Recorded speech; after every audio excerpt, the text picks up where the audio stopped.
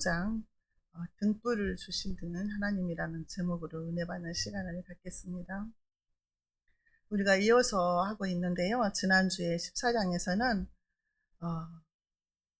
여로보암과 르호보암의 최후에 대해서 이제 우리가 말씀을 통해서 은혜를 받았는데요.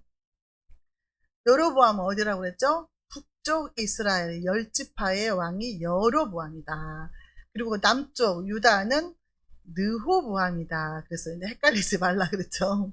자, 여로보암이 하나님께서 솔로몬이 죄를 지음으로 인해서 나라를 쪼개서 12지파 중에서 10지파를 여로보암한테 주면서 네가 다스려라. 너를 왕으로 세웠다 그랬거든요.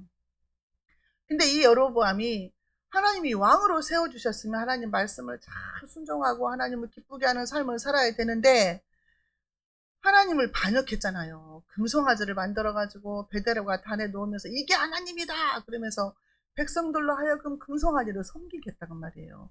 그리고 각종 우상을 섬겼어요. 그러자 우리가 지난주에는 그 아들 아비야가 병이 들은 거예요. 죽을 병이 들었어요. 그래서 그 아내를 변장을 시켜서 남쪽에 있는 그 아이야 선지자를 찾아가 봐라 그랬어요. 그랬더니 그 선지자가 뭐라고 그랬어요? 너의 아들은 죽을 것이고 너의 아들은 죽을 것이고 너의 가문의 모든 남자들은 그 시체를 공중에 새가 먹고 땅에 짐승이 먹을 것이다. 이런 심판을 예고를 했어요. 그리고 여로보암이 하나님이 치심으로 이제 죽게 됐죠. 남쪽의 르호보암은 어떠냐? 르호보암은 솔로몬의 아들이잖아요. 2지파를 겨우 받았어요. 근데 르호보암은 나라가 자기 아버지 이제 솔로몬 때에 찢어졌잖아요. 그럼 아들은 정신을 차리고 나라를 잘 다스리고 하나님 말씀에 순종을 해야 되는데 르호보암은 어떻게 했냐? 다윗의 길로 가지 아니하고 산 위와 푸른 나무 아래서 산당을 짓고 아세라 상을 생기고 만들고 백성들한테 섬기게 했다는 거예요. 그리고 남색하는 자가 있었다 그랬어요. 남색하는 자는 아세라 신을 섬기는 그 신전에서 일하는 남창이다 그랬거든요. 그러니까 하나님 보시기에 너무 가증스럽고 혐오스러운 우상을 섬기는 나라가 된 거예요. 남쪽도 그렇고 북쪽도 그렇고 하나님이 얼마나 가슴이 답답하셨을까. 그렇게 말을 해도 안 듣는 사람들, 귀는 있으나 듣지 못하는 사람들, 그 사람들 때문에 우리 주님이 너무 답답했을 것 같은 그런 생각이 듭니다. 자, 남쪽 유다는요, 그 르호보암이 죽고 이제 그 아들이 아비암이 왕이 되고 또 그 아들 아사가 왕이 되고 이렇게 이제 그 계속 이제 대를 이어서 왕이 돼요. 그런데 북쪽 이스라엘은요, 여로보암이 죽어요. 이제 그 다음에 아들이 이제 나답이라는 사람이 왕이 되는데 반역자가 생겨요. 하나님이 그랬잖아요. 내가 한 왕을 일으켜서 너희 집안을 망하게 할 것이다 그랬잖아요. 그래서 반역자를 세웁니다. 그래서 오늘 말씀을 통해서 저와 여러분들에게 깨닫는 은혜와 지혜가 있으시기 바랍니다. 자, 열왕기상하는 열 왕들, 10명이 아니고 남쪽은 20명의 왕이 있고 북쪽은 21명의 왕이 있었는데 왕들의 역사가 기록되어 있지만 이게 진짜 의미는 뭐냐? 하나님과 그 왕들과의 관계가 나와 있는 거예요. 관계. 신학적인 관계. 하나님의 말씀에 순종했냐 안 했냐. 이게 기준인 거예요. 그래서 오늘 말씀을 통해서 저와 여러분들에게 깨닫는 은혜와 지혜가 있으시기 바랍니다. 하나님이 다윗을 위하여 등불을 주셨다 이렇게 말씀하셨어요. 1절부터 보겠습니다. 느밧의 아들 여로보암 왕 18째 해에 아비암이 유다의 왕이 되고, 이게 항상 성경을 보면은 북쪽에 누가 왕이고 누가 왕이었는데 남쪽에는 누가 왕이다 이게 꼭 나오거든요. 왜냐하면은 여로보암은 40년 통치를 했는데 르호보암은 17년 했어요. 그러니까 짝꿍이 안 맞아. 그러니까 남쪽의 왕이 누구였을 때 북쪽에는 왕이 누구다 이렇게 설명을 해놓은 거예요. 그러니까 성경 읽을 때 헷갈리면 안 돼요. 뭐가 이렇게 자꾸 써놨을까 이렇게 생각이 들지만 이게 사실적인 일이기 때문에 이렇게 기록을 해놓은 거예요. 자, 아비암은 누구냐면은 남쪽이에요. 남쪽은 누구죠? 다윗의 후손들이에요. 솔로몬 아내 자녀들이에요.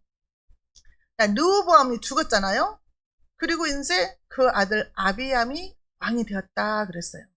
이 절에 보니까 예루살렘에서 3년을 치리하니 그의 모친 이름은 마아가라 아비살롬의 딸이더라. 3년밖에 왕이 안 됐어요. 그래서 뭐 행적이 많지는 않아요. 많이 나오지는 않아요. 근데 그 엄마가 마아가인데 아비살롬의 딸이다 그랬잖아요. 아비살롬을 압살롬이라고 해요. 압살롬이 누구예요? 다윗의 아들이었잖아요. 압살롬이 아버지한테 반역하고 왕권을 탈취해가지고 아주 나쁜 짓을 많이 한 그런 아들이잖아요. 그 사람의 딸이라는 거예요. 이 아비살롬의 딸이더라 그랬어요. 그래서 이 아비암은 마아가의 딸이었다. 자, 그런데 이 아비암이 왕이 돼서 3년 동안 치를 했는데 어떻게 나왔을까요? 3절 볼게요. 아비암이 그 부친의 이미 행한 모든 죄를 행하고 그 마음이 그 조상 다윗의 마음 같지 아니하여 그 하나님 여호와 앞에 온전치 못하였으니 온전하지 못했다. 이건 신앙적인 것을 말하는 거죠. 그 아버지가 행했던 길로 갔다는 거예요. 그 아버지 누호보암이 어떻게 했습니까? 전국의 우상 숭배를 만연시켰어요. 산당을 짓고 아세라상을 섬기며 그 마음이 온전치 못했다는 거죠. 하나님 앞에 온전히 나가지 않았다는 거예요. 솔로몬부터 그랬잖아요. 솔로몬, 르호보암, 그 다음에 아비암. 3대에 걸쳐서 지금 하나님한테 이렇게 반역을 하는 거죠. 사실 하나님을 버리고 하나님 말씀을 버리고 하나님을 떠나고 지금 이렇게 살고 있다는 거예요. 솔로몬 때부터 그랬잖아요. 솔로몬이 나이 늙어가지고 있을 때에 자기 아내들이 막 신전을 다 지어주고 산당을 지어주고 솔로몬이 하나님을 버렸다 그랬어요. 버려버리고 우상을 섬겼어요. 이게 솔로몬 때부터 지금 이렇게 이어져 오고 있다는 거죠. 그래서 르호보암이 하나님 보시기에 너무 악을 행했다. 뛰어나게 악을 행해서 여호와 하나님을 노엽게 했다는 거죠. 하나님의 노를 격발했다는 거예요. 자, 할아버지 솔로몬, 아버지 르호보암, 근데 본인까지 3대에 걸쳐서 하나님 앞에 온전치 못했다 그러는 거죠. 자, 이렇게 되면 아들이 뭘 보고 배우겠어요? 그 아버지가 한 대로 보고 배울 거 아니에요. 그런데 4절 볼게요. 그 하나님 여호와께서 다윗을 위하여 예루살렘에서 그에게 등불을 주시되 그 아들을 세워 후사가 되게 하사 예루살렘을 견고케 하셨으니. 아니 3대에 걸쳐서 하나님을 반역했는데 4대째 가가지고, 그러니까 이제 다윗부터 하면 5대째겠죠. 하나님이 다윗 때문에 다윗을 위해서 등불을 주신다는 거예요. 등불이 뭐냐면은 후손이에요. 후손, 자손을 주시게, 여기서 끊어버리지 않겠다는 거예요. 하나님이 가차없이 끊어버리거든요. 사울 집안도 하나님 반역했을 때 사울 집안은 그냥 대를 끊었어요. 아주 왕이 되지 못하게 했다 그 말이에요. 그런데 하나님은 그럼에도 불구하고 하나님이 다윗과의 약속 때문에 하나님이 그 가문을 살려주셔요. 죄를 지음에도 불구하고 그럼에도 불구하고 대를 잇게 하시는 거예요. 아들을 낳았었고 왕이 되게 하는 거예요. 다윗과의 그 약속이, 하나님은 약속을 지키시는 신실하신 하나님이세요. 다윗이 어땠습니까? 하나님의 법궤가 장막에 있으니, 휘장 가운데 있으니 내가 너무 마음이 아프다. 나는 좋은 집에 살고 있는데 내가 하나님의 성전을 짓게 하세요. 그랬어요. 그때 하나님이 나단 선지자를 통해서 안 된다. 너는 전쟁 많이 하고 피 많이 흘려서 너는 하나님의 성전을 지을 수가 없다. 그 대신 너의 자손이 하나님의 전을 지을 것이다. 나는 그의 아버지가 되고 그는 나의 아들이 될 것이다 그랬어요. 그러니까 호적이 여기서, 그러니까 하나님도 아버지, 우리 아들도 하나님 아버지, 우리가 인간적인 호적으로 보면은 이해가 안 되지만 하나님 앞에는 다 아버지인 거죠. 나는 그의 아버지가 되고 그는 나의 아들이 될 것이다. 내가 그의 왕위를 영원토록 이어가게 할 것이다 그랬어요. 그런데 그가 죄를 범하면 내가 사람 막대기와 인생 채찍으로 그를 징계할 것이다 그랬어요. 이 징계라는 것은요, 사랑하는 아들을 혼낼 때 징계하잖아요. 사생자가 아니기 때문에 징계한다고 그랬거든요. 근데 이 징계는 하나님의 아들처럼 살 때까지 징계랑 훈련을 시킨다는 거예요. 하나님의 아들이잖아요. 하나님의 아들이니까 너가 하나님의 아들이잖아. 하나님의 아들처럼 살아야지. 그러면서 거기에 이르기까지 우리를 끌어올리시고 채찍으로 치시고 둥근 걸 막 둥글둥글하게 깎고 만들어 가시는 과정이 징계라는 거죠. 하나님께 우리를 견인하실 때 고난을 통해서 견인하신다고 했잖아요. 그러니까 하나님이 자녀이기 때문에 그러는 거예요. 남의 자식은 누가 잘하든 못하든 상관도 않잖아요. 내 새끼 때에 하나님이 이렇게 하시지. 하나님의 자녀이기 때문에 이렇게도 해보고 저렇게도 해보고 하나님께 돌아와라 내게 돌아와라 하시면서 경제적으로도 어렵게도 하시고 병도 들게 하시고 인간관계도 헝클어지게도 하시고 이렇게 하신다는 거예요. 그거를 우리가 깨달아야 된다는 거죠. 자, 등불을 주셨다 그랬어요. 등불을. 다윗을 위해서. 열왕기상 11장 36절에 그의 아들에게는 내가 한 지파를 주어서 내가 거기에 내 이름을 두고자 한 택한 성읍 예루살렘에서 내 종 다윗이 항상 내 앞에 등불을 가지고 있게 하리라. 등불은요 어두운 때 쓰는 거예요. 어두운 밤에 등불을 갖고 가지 이렇게 대낮같이 화는데 등불 안 켜잖아요. 어둠이라는 것은 죄악이거든요. 죄악 가운데 갈 때에 등불이 필요해요. 근데 우리가 인생을 살아갈 때 얼마나 캄캄한 일을 많이 당합니까? 어떻게 해야 될지 모를 때가 너무 많아요. 하나님 이렇게 해야 될까요? 저렇게 해야 될까요? 앞길에 막막할 때가 있잖아요. 그때 등불을 주신다는 거예요. 등불을. 그 등불이 뭡니까? 뭐가 되겠습니까? 등불은 예수님이죠. 예수님. 자, 요한복음 8장 12절에 예수께서 또 일러 가라사대 나는 세상의 빛이니 나를 따르는 자는 어두움에 다니지 아니하고 생명의 빛을 얻으리라.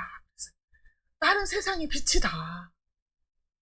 나를 믿는 자는 어두운 길에 다니지 않는다는 거예요. 빛 가운데로 간다는 거예요. 하나님이 알려주시니까. 하나님이 깨닫게 해주시니까 그런다는 거죠.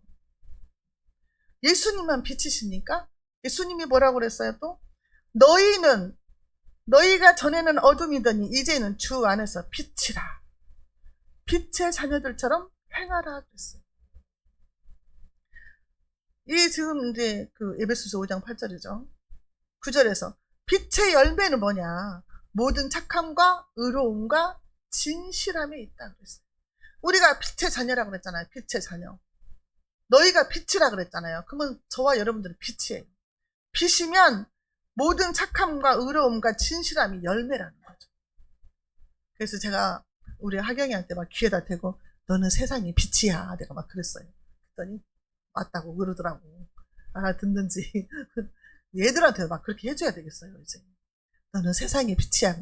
너는 그러면 하경이가 이제 세상의 빛입니다. 이렇게 하게끔 훈련을 시켜야 되겠어요. 너는 세상의 빛이야. 빛이 어두울 수가 없잖아요. 빛이 범죄할 수 없잖아요. 너는 세상의 빛이라고 막 애들한테 말을 해줘야 돼요. 자, 5절에 이는 다윗의 햇사람 우리아의 일 외에는 평생에 여호와 보시기에 정직하게 행하고 자기에게 명령하신 모든 일을 어기지 아니하였습니다. 다윗이 일평생에 하나님을 잘 섬겼는데 어떤 것이 흥이었다? 우리아의 아내를 밧세바를 간음하고 우리아를 죽인 것, 간음죄와 살인죄를 범했잖아요. 이거 외에는 하나님의 말씀을 어기지 아니하였다 이렇게 나와요. 근데 사실은 그런 거 아니잖아요. 인구조사도 했고 얼마나 또 허물과 죄가 많겠어요. 그런데 하나님 보시기에 다윗이 나단 선지자가 와가지고 당신이 이렇게 죄를 범했다 하니까 얼마나 회개를 했어요. 하나님 앞에 고꾸러져서 침상을 눈물로 띄우도록 회개했다 그 말이에요. 우리가 다 연약해서 죄를 지을 수밖에 없잖아요. 범죄해요. 알게 모르게 범죄해요. 그런데 깨달을 때마다 항상 주님 앞에 엎드리는 이 자세를 주님이 기쁘게 여기신다는 거예요. 허물이 많았는데도 하나님은 다윗이 정직하게 행했다고 말을 하는 거예요. 인정을 해주시는 거예요. 회개하니까. 근데 다른 사람들은, 다른 왕들은, 선지자들이 아무리 말을 해도 듣지 않잖아요. 귀를 닫아버렸어요. 근데 말씀을 들을 때에 내가 잘못했구나, 하나님 앞에 엎드려서 회개하고, 그러면 하나님이 이것을 정직하다, 의롭다고 쳐주신다는 거죠. 그냥 우리가 날마다 깨닫는 은혜가 있어야 돼요. 깨닫지 못하면 회개가 안 되거든요. 그냥 말씀을 줄 때도 항상 깨닫는 은혜를 주세요. 기도할 때도 항상 깨닫는 은혜를 주세요. 이거 깨닫는 은혜가 제일 커요. 깨닫지 못하면 아무 소용없다 그 말이죠. 다윗은 평생 하나님 보시기에 정직했고 하나님의 법도와 율법을 지켰다고 하나님 말씀을 하십니다. 그러니까 우리가 항상 넘어졌다가도 다시 일어나고 넘어졌다고 일어나지만 항상 내 중심이 하나님 중심이 돼야 된다는 거죠. 주님 앞에, 하나님 앞에 기도하는 마음으로 살았잖아요, 다윗이. 다윗은 사도행전 13장 22절에 다윗을 왕으로 세우시고 증거하여 가라사대 내가 이새의 아들 다윗을 만나니 내 마음에 합한 사람이다, 내 뜻을 다 이루게 하리라 하시더라 그랬어요. 하나님 마음에 합한 사람. 비록 넘어지고 쓰러지고 죄짓고 하지만 그때마다 다시 일어나서 회개하고 오뚜기처럼 다시 일어나는 그 다윗을 하나님은 내 마음에 합한 자라고 말씀하세요. 저와 여러분들이 이래야 될 줄로 믿습니다.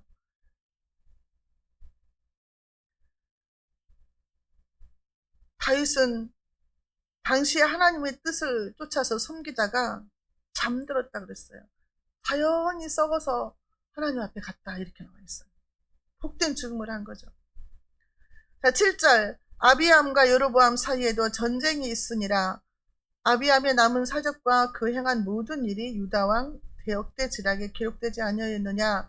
남북 전쟁이 계속해서 일어났다는 거예요. 왕이 바뀌어도 계속 전쟁은 일어난 거예요. 남북 전쟁이. 그냥 한 형제잖아요. 한 형제끼리. 우리 지금 남한과 북한처럼 거기도 남한과 북한이 있는 거예요. 남쪽과 남유다와 북이스라엘 이렇게. 근데 계속해서 전쟁이 일어나는 거예요. 민족 전쟁이 일어나는 거예요. 왜 이렇게 전쟁이 끝나지 않을까요? 다윗이 범죄했을 때 하나님 뭐라고 했어요? 우리아를 죽였을 때 하나님이 그랬어요. 너희 가문에서 칼이 떠나지 않을 것이다 그랬어요. 너희 가문에서. 하나님이 그 말씀하신 거예요. 네가 사람 죽였지. 용서를 해주시지만 그 죄값을 받게 하시더라는 거예요.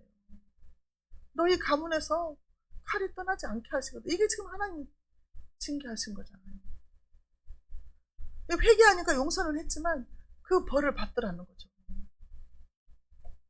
8절에 아비암이 그의 조상과 함께 자니 다윗성에 장사되고 그 아들 아사가 대신하여 왕이 되니라. 아사 왕은 우리가 기억을 해놔야 돼요.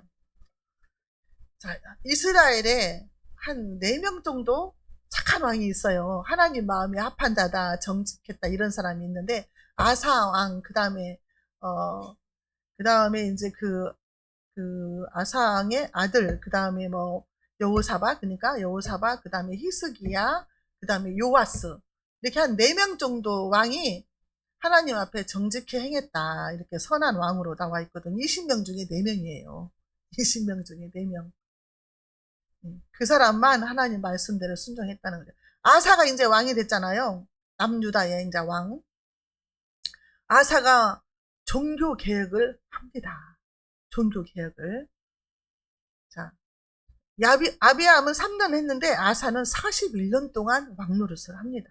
자, 9절 10절 볼게요. 이스라엘의 여로보암 왕 제20년에 아사가 유다 왕이 되어 예루살렘에서 41년을 다스리니라. 그의 어머니의 이름은 마아가라 아비살롬의 딸이더라. 이거 압살롬의 딸인데 아니 왜 이렇게 엄마가 똑같이 이름이 나왔을까? 그런 의심이 들잖아요. 근데 이제 제가 찾아보니까 아사가 어린 나이에 왕이 되어서 할머니가 대리 총정같이 했기 때문에 엄마라고 했을까? 막 이렇게 학자들이 이렇게 나와 있더라고요. 엄마 똑같아요. 아비암하고 아사하고 엄마 이름이 똑같아요. 그래서 좀 이제 그렇다고 치고 넘어가게요. 이런 것은 별로. 자, 아사가 다윗같이 정직했다고 11절에서 말씀합니다. 아사가 그 조상 다윗같이 여호와 보시기에 정직하게 행하여. 다윗의 길로 가는 사람이 드디어 나온 거예요. 드디어. 다윗의 길로 간 사람이 드디어 나와서 다윗같이 여호와 보시기에 정직하게 행했다. 이렇게 나와 있어요. 아사와. 자, 하나님의 은혜로. 그냥 솔로몬도, 르호보암도, 아비암도 다 하나님 막 거역하고 우상 섬기고 했는데 하나님의 은혜로 아사 같은 아들을 주신 거예요. 진짜 저도 우리 할머니, 할아버지 뭐 조상 대대로 예수 안 믿었잖아요. 하나님 몰랐어요. 우리 할머니도 절에 다니고 제사 다 지내고 우리 엄마도 제사 다 지내고 아버지도 그랬거든요. 근데 나에게 성령을 주셨잖아요. 이게 하나님의 은혜다는 거죠. 아무리 봐도 예수 믿는 사람이 하나도 없는데 나를 택하시고 나를 자녀 삼으시고 성령을 주셔서 믿어지게 하신다는 거죠. 이게 기적이고 이게 은혜라는 거예요. 그러니까 믿음은 하나님의 은혜다. 하나님의 은혜다. 내가 하나님을 믿는 것은 주님의 은혜다는 거죠. 선물이라는 거예요. 하나님의 은혜로 등불 같은 아사를 보내주셨다는 거죠.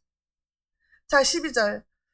남색하는 자를 그 땅에서 쫓아내고 그 조상들이 지은 모든 우상을 없애고. 지금 종교개혁이 시작된 거예요. 남색하는 자요. 즉 아버지가 사역할 때에 왕 노릇할 때에 남색하는 자가 있었잖아요. 남창들, 동성애자들 전부 다 쫓아냈어요. 그리고 우상들을 다 없앴다 그랬어요. 모든 우상을 다 없애버렸다는, 아세라상도 싹 없애버렸다는 거예요. 우상단지를 다 없애버려야 돼요. 이 집안에 모든 뭐 안 믿는 사람이 있으면 부적 붙이고 막 뭐 달마 그 사진 붙여놓고 막 절에 다니고 이런 사람, 점쟁이 찾아가고 이런 사람 많잖아요. 전부 없애야 하나님이 기뻐해요. 완전히 없애버려야 돼요. 이걸 하나님이 기뻐하시는 거예요. 그것만 했냐? 13절에 또 그의 어머니 마아가가 혐오스러운 아세라상을 만들었으므로 태후의 위를 패하고 그 우상을 찍어 기드론 시냇가에 불살랐으니. 이건 어마어마한 일이에요. 태후잖아요. 태후. 태후 마마가 아세라상을 섬기고 만들었다는 거예요. 그래서 태후를 폐위시킨 거예요. 그 할머니인데 폐위시켜버리고 그 찍어가지고 우상을 찍어가지고 기드론 시냇가에 가서 불태워서 막 다 버렸다는 거예요. 이거 엄청난 일이거든요. 아니 우리 아버지가 우리 엄마가 지금도 제사를 지내니까 나 교회 못 나가. 엄마 아빠 돌아가시면 나갈게 이러거든요. 사람들이. 거의 그래요. 우리 시어머니가 막 제사 지내니까 나 못 나가고 돌아가시면 올게 그래. 근데 아사는요. 그 어머니가 섬기는 그 우상을 볼 수 없었던 거죠. 세상 사람들이 보면은 불효자라고 하겠죠. 안 그래요? 아니 어떻게 엄마 아빠 제사를 안 지내. 제사 지내야지 불효자식이네 막 이러잖아요. 제사 지내는 것 때문에 교회를 못 나온 사람이 많아요. 돌아가시고 나서 효도한다고, 제사 지낸다고. 살아계실 때는 그렇게 잘하는 것도 아니더만. 그 제사 때문에 교회 못 나오거든요. 얼마나 개혁 의지가 단호한지 자기 엄마가 섬기는 그 우상을 싹 쪼개가지고 막 다 부셔서 불태워가지고 시냇가에다 버렸다는 거예요. 영적인 것에 대해서는 하나님 말씀이 우선이에요. 부모님 말씀에 우리가 순종하라, 부모를 공경하라, 그게 5계명이 있잖아요. 근데 하나님 말씀이 먼저란 말이에요. 우선순위가. 하나님의 우선순위죠. 아이고 부모님한테 효도하라고 했으니까 엄마가 오늘 교회 가지 말라고 했으니까 안 가야지. 이러면 안 된다는 거죠. 하나님 말씀이 우선이라는 거죠. 창조주 하나님. 우리 엄마 아빠도 피조물인 거예요. 아사가 이렇게 하니 얼마나 하나님이 속이 시원했을까요? 저도 막 이거 읽으면 속이 시원해요. 그냥 계속 말 안 듣는 사람만 나오다가 하나님 말씀을 듣고 막 이렇게 순종하는 거 보고 속이 막 시원한 거야.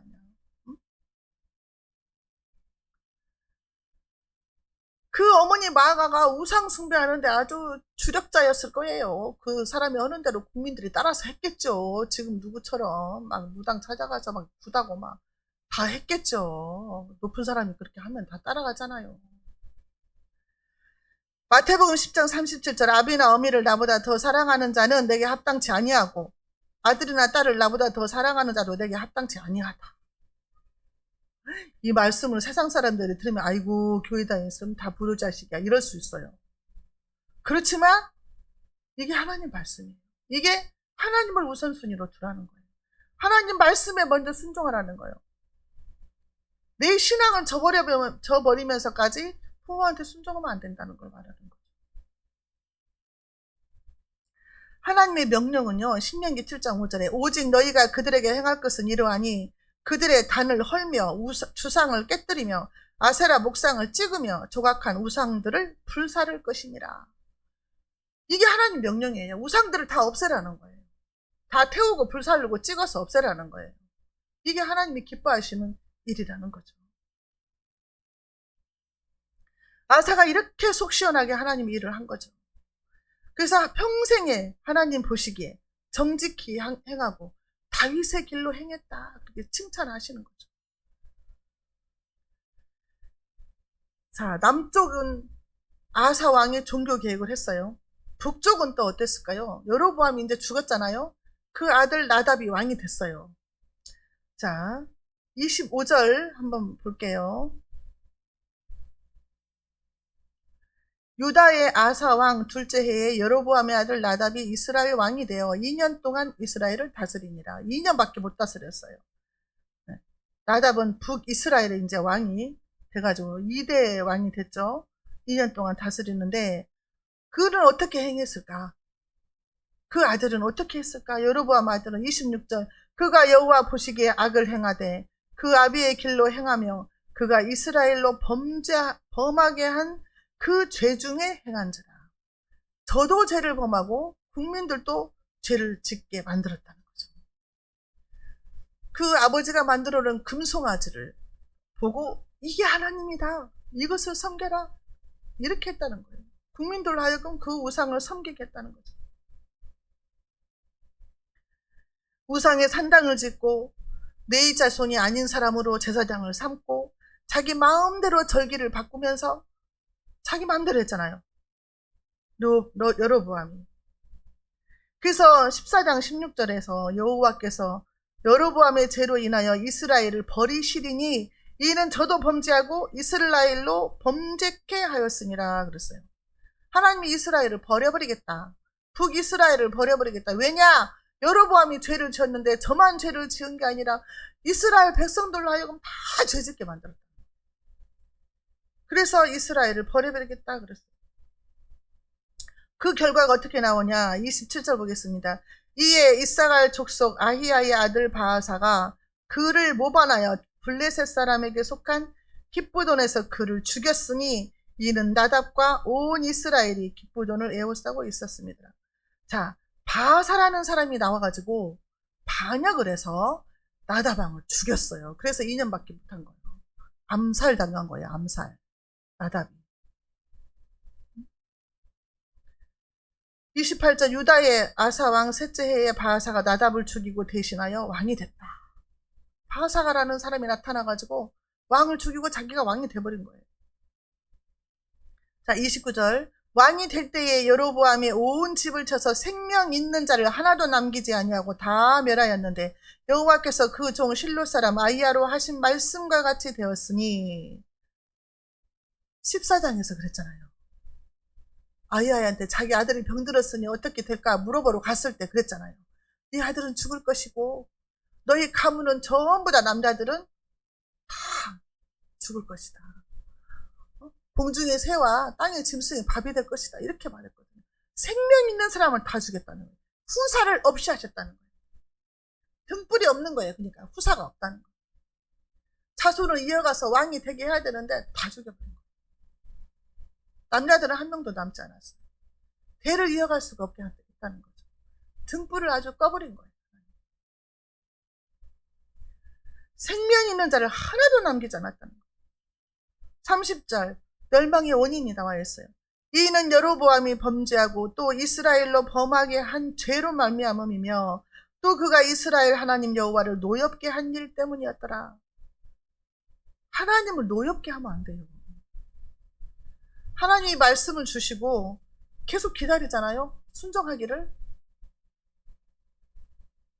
근데 깨닫질 않아요. 돌이키질 않았어요. 여러분. 아니 아이야 선지자가 그렇게 말을 했으면 하나님 앞에 엎드리고 회개했으면 니느웨 사람들처럼 왕부터 백성들이 회개했으면 살았을 거 아니에요. 근데 예언의 말씀을 받았다 그 말이야. 아이야로부터 받았는데도 돌이키지 않은 거, 회개하지 않은 거예요. 그러니까 하나님의 예언의 말씀 선포된 대로 그냥 해버린 거예요. 한 왕을 일으켜서 그 아들을 왕을 죽이고 그 사람이 왕이 돼서 모든 남자들 다 죽였어요. 생명 있는 자를 한 사람도 남기지 않았다는 거예요. 우상숭배 죄예요. 32절에 아사와 남유다와 이스라엘의 바사왕 사이에 일생 동안 전쟁이 있으니 계속 왕이 바뀔 때마다 이런 말이 나와요. 남쪽과 북쪽이 계속 전쟁이 있었다는 거예요. 얼마나 비참해요. 전쟁 얼마나 무서워요. 사람 다 죽는데.